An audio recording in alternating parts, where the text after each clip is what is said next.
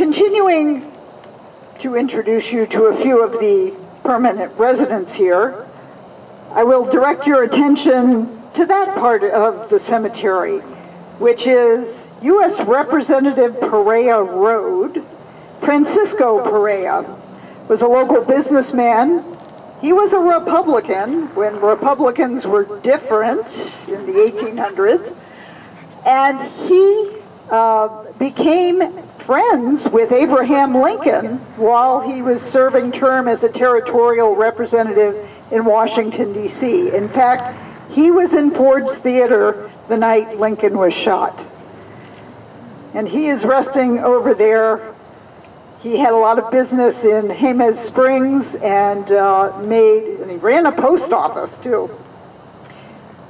Our next speaker is Rosemarie Kern, a friend of mine from Southwest Writers, so you know this is going to be a good story, titled Until Next Time.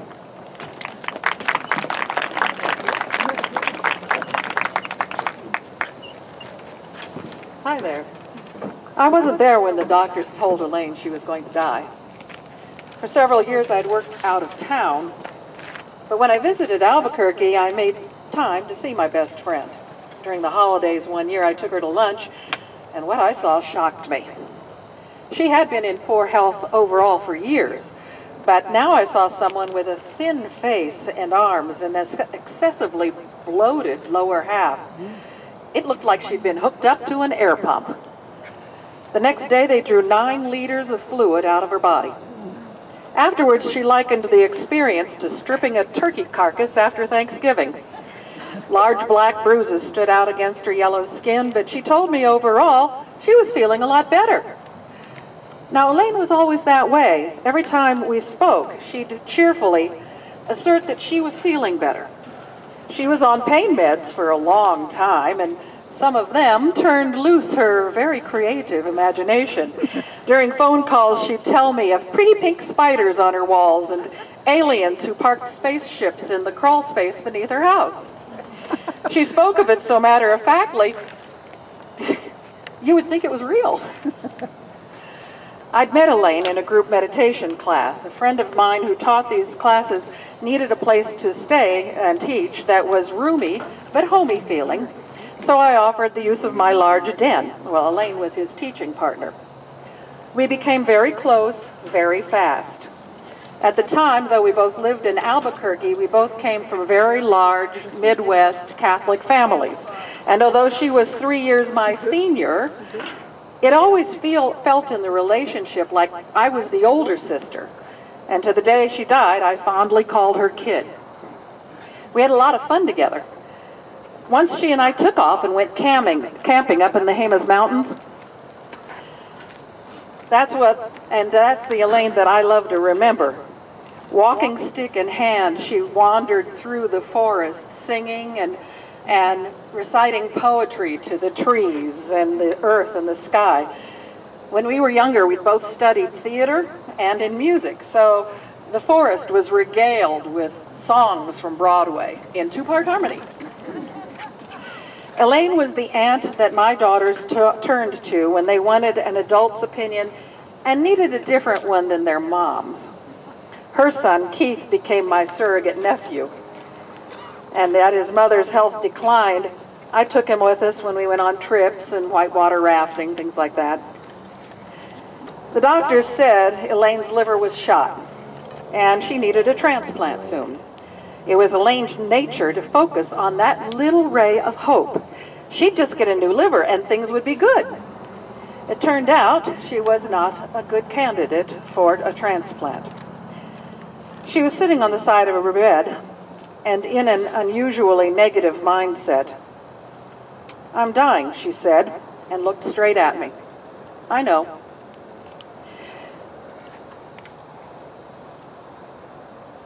I would not try to deny it or placate her.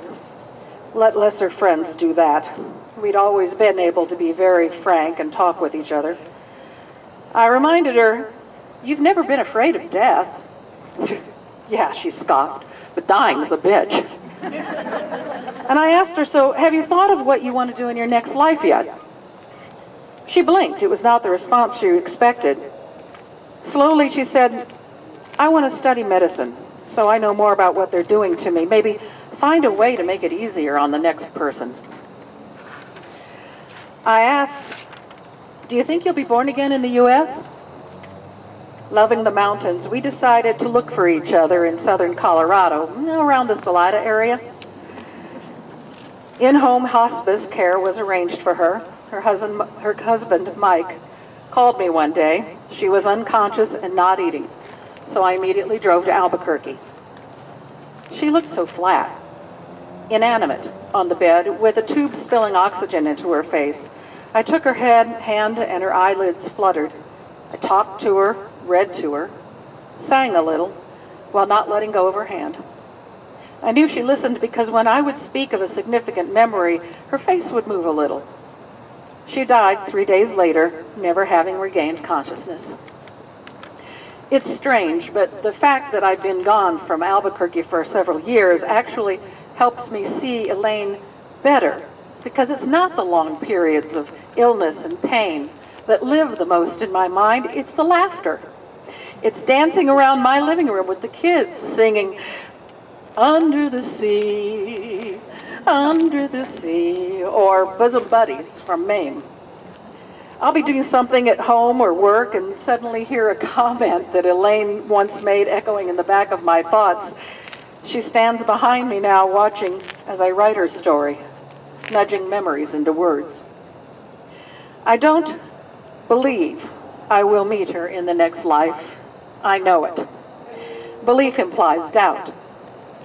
Until next time, I can see her smiles in my memory, and together we sing, "We'll always be bosom buddies, friends, sisters, and pals."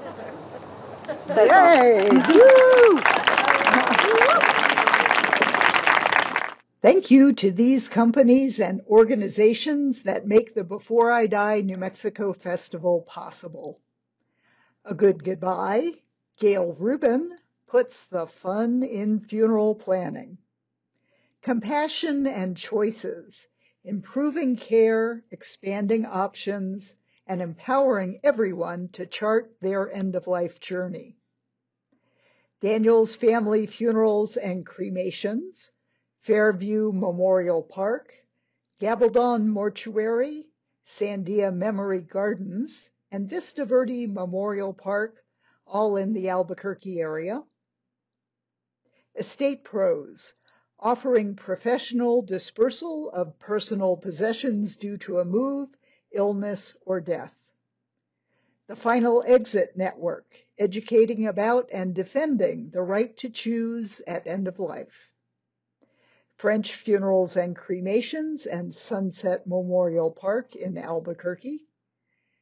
Gathering Us, providing in-person and virtual memorial services and online memorial pages. Keeper, providing hybrid and virtual memorial services and keeping memories alive with online tributes to preserve, celebrate, and share life legacies. Morris Hall, estate planning attorneys in New Mexico and Arizona. Remembering a Life, your guide to honoring a life well lived, from planning a tribute to mourning a loved one. And Retirement Extender, investment management services with a personalized strategy recommendation based on your needs and objectives.